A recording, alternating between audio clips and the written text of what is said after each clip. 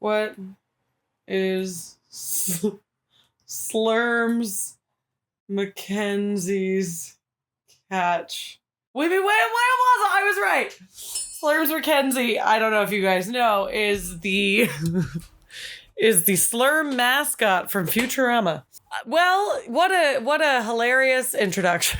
I don't know if I'll put that in. Have you ever wondered how it made it to your table? Have you ever wondered how it made it to your shelf? If you love food, then this is the show for you. Bites of History with Irene. Oh my goodness gracious. It's episode 50, and we are hitting a lot of milestones today. I want to thank all of you so much for being here for 50 episodes. If you guys have been here since episode 1, our butter episode, or if you started with the Starbucks episode, which was the first ever recorded YouTube episode, wherever you've started listening, even if this is your first one, thank you so much. 50 is such a little milestone and such a special moment, and to be reaching 50 at such 50 episodes at such a transitional period in my life when everything is sort of like changing and new opportunities are coming to me and old opportunities are leaving, and it can be crazy and it can be scary and it can be really tricky to navigate, but I'm so grateful that I'm getting to do it with you, and I'm getting to do what I love, and I'm getting to share this super niche little fascination that it seems like we all have, and I'm so happy that we all do. And we've also, at the time of this recording, we've reached 50,000 all-time downloads on podcasting platforms. That's not even counting YouTube views, which do count as downloads. My friend Leah told me, and she's a podcast expert. I just feel so lucky, and I just feel so special, and I feel so very grateful to have you here. So thank you for being here for 50 episodes. We are rounding out our 50 states with episode 50, 50,000 downloads, 50 states in the United States, 50 weird as food laws. And let's get going with our last episode. And I need to thank my patrons, especially because I wouldn't be able to do this podcast the way that I am without them. So thank you so much to my patrons, from my little producers tier, which is only $2 a month, all the way up to my little focaccias and everywhere in between. Thank you guys so much. I'm so grateful for all of you. I'm so lucky to have you in there. Thank you. And thank you to our sources. Of course, you guys know we do not do this episode without thanking our sources, even though some people on Instagram are like, you don't do any research. And I'm like, I actually do literally so much. I just don't put it in this particular 12-second clip. Anyway, I'm not bitter about it at all. Thank you so much to tasteofhome.com, delish.com, ij.org, thenationalpulse.com, wweek.com, hg.org, actionnewsjax.com, and onlyinyourstate.com. Now, I need to apologize to all my Montanans out there. Quick question. Are you guys called Montanans? I left out Montana in last week's episode, and I feel terrible because I had it listed. I literally just skipped over it. I went back through my original raw footage, and I went from Louisiana to Alabama, Alaska, Arizona, Arkansas, California, Colorado, Connecticut, Delaware, Florida, Georgia, Hawaii, Idaho, Illinois, Indiana, Iowa, Kansas, Kentucky, Louisiana, Maine, Maryland, Massachusetts, Michigan, Minnesota, Mississippi, Missouri. Did I just skip it again? Montana, Nebraska. I went from Missouri to Nebraska, and I apologize for that. In Montana, it is illegal for single women to fish on Sundays. Again, one of these weird Sunday laws. And also, what if I want to fish on a Sunday, Montana? Just because no man has chosen me yet means I'm not allowed to do that? Get out of town. So thank you for being patient for Montana. A couple people in the YouTube comments, and actually somebody on the Spotify comments, which I didn't know you could do, but you can, so check that out. Somebody on the Spotify comments let me know. So thank you guys so much. And obviously everybody who let me know was super, super sweet and cute and was like, hey, I think you might have left Montana out. So thank you. North Dakota. This one is so weird. Okay, in North Dakota, it is apparently illegal. I could not figure out the full laws on this, but I found it in a couple different places. It's illegal to eat food that was made in a home anywhere but inside of a private home. So like if you go to a farmer's market and you buy food that somebody made in their house, like brittle or, candy or whatever, you have to then eat it in a private home. That one seems crazy to me. Because A, how do they know where you got the food? Where did this even come from? I have no idea. Super weird one. Probably one of these ones that's secretly wrong and I just couldn't find anywhere saying that it wasn't true. Ohio's law is a little bit layered and weird. In Ohio, it is apparently illegal to sell cornflakes on Sundays. Now, if you guys know, I would think that this would be like a Michigan law because Battle Creek, Michigan, that's where the Kellogg brothers who invented cornflakes did stuff. But anyway, it's in Ohio. This may come from a thing where people were trying to make whiskey during the Prohibition with cornflakes. But then if you could buy them 6 other days of the week, why would that be an issue? I don't know. This one's sort of weird. What are you going to do? These are all pretty weird. And in Ohio, it's apparently also illegal to eat a donut while walking backwards. A lot of backwards walking laws in the United States. This one is so interesting. In Oklahoma, it is illegal to take a bite out of somebody else's hamburger. Why? Great question. Restaurant owners were starting to get very frustrated that people were buying burgers and splitting them in half and, buying one thing for a table of a couple of people and just sitting there and taking up space and not spending enough money. So they brought it to the police officers and the law of Oklahoma, the state of Oklahoma, and we're like, hey, we need people to be spending more money in our establishments or else we're not going to be able to keep them up. And Oklahoma was like, okay, you got it. Because some of these establishments were making Oklahoma a lot of money, so they needed to keep them happy. In Oregon, here's one of our little weird ones that it's like a thing to do that's legal only there. In Oregon, it is legal to take roadkill and eat it.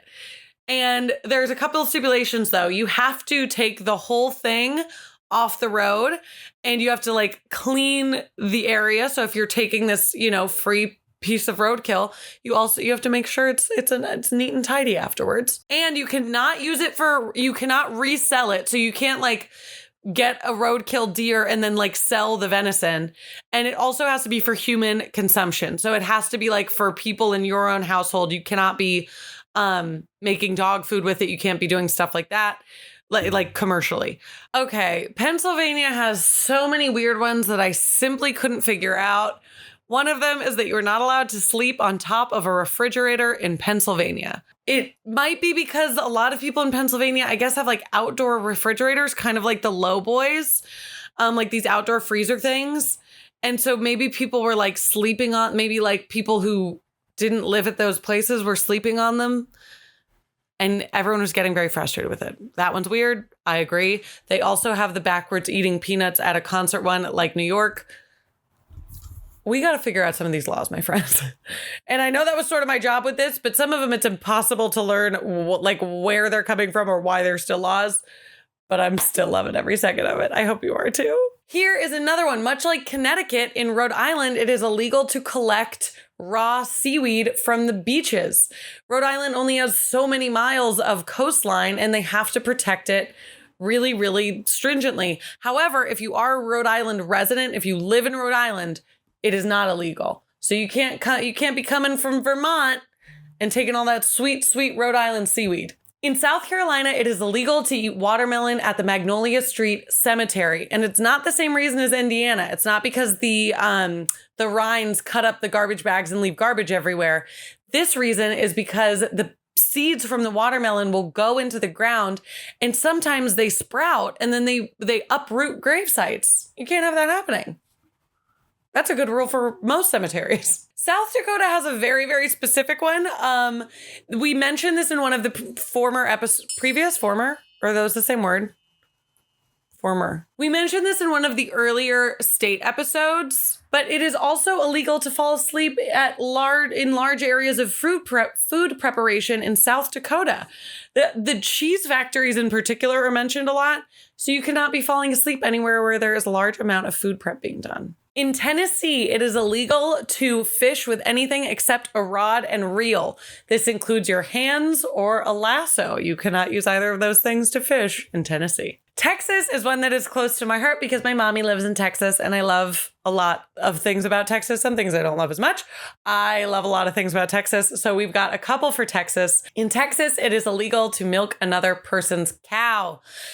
Why you would be doing this is beyond me. I don't know why you would want to do somebody else's farm chores. But if you do and you get caught, it is only a $10 fine. So don't worry too much. In Texas, it's also illegal to sell Lindbergh cheese on Sundays at a farmer's market because it is such a smelly cheese that it smells up the area it's in.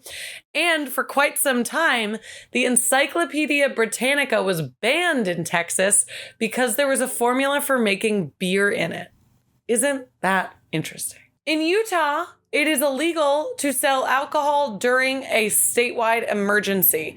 So if there, or like a local emergency. So if there's like a fire or something going on, bars can't sell alcohol. And this is like on top of their already very stringent alcohol policies. In Vermont, this one I couldn't find a current law, but this past law I thought was so interesting that I wanted to share it with you guys.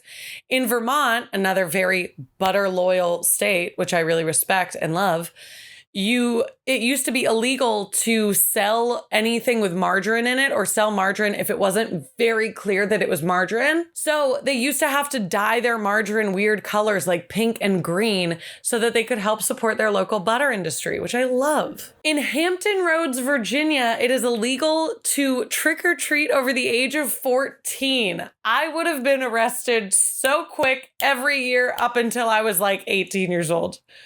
I loved trick-or-treating. In Washington state, it is illegal to destroy somebody else's beer keg, cask, or barrel, or to fill it without the owner's consent.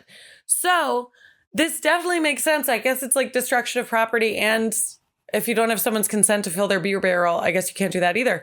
But it is illegal in Washington. In West Virginia, much like Oregon, it is legal to take roadkill off the road and eat it. People have been doing this for a long time, and it seems to be working out okay for them. I love this Wisconsin law. In 1935, Wisconsin required all restaurants by law to serve a small side of cheese and a small side of butter with everything that they sold. Didn't matter what it was. That's where a commonly misquoted Wisconsin law comes from, where it's illegal to sell apple pie without a side of cheese. So it used to be illegal to serve anything without a side of cheese and butter, which obviously, you guys know I love the idea of, and that is like so quintessential Wisconsin, which makes a lot of sense because my little Organic Valley babies are in Wisconsin. And if I got a side of Organic Valley cheese and Organic Valley butter with everything that I ever got served at a restaurant, I would love my life, which I already do. I would love my life even more. And last but certainly not least for our weird state food law series is Wyoming. And in Wyoming, it is illegal to fish using a firearm from an aircraft. There you go. In case you weren't aware, there are a lot of fishing and butter laws in this country, which I really appreciate and respect. Wow. Okay, you guys, I cannot believe that this little 3-part series is over. I can't wait to start something new because there is going to be a super weird podcast after this one. I'm not going to give away any hints because it's probably going to be the first time a lot of you guys are hearing about it because it was the first time I heard about it and I can't wait to share it with you. But I just sincerely and truly and earnestly wanted to, again, say thank you very much for the support. Thank you for being here since episode 1 or episode 49 and everywhere in between. I'm so grateful to get to do this podcast and I love it very, very dearly. So thank you for being here. Thank you for listening. Thank you for supporting in any way that you do on Patreon, watching this video, listening on Apple Podcasts, Spotify, Google Play, wherever, even just watching the little clips that I put up on Instagram and TikTok, and all of the support and any of the support means so very much. So thank you for being here. Thank you for listening to Bites of History with Irene Walton. I am and always will be your host, Irene Walton. Goodbye. That sounded like it was the end of this podcast. It's most certainly not. It's just the beginning. It sounded sadder than it was. I love you. I'll see you next week. Mwah!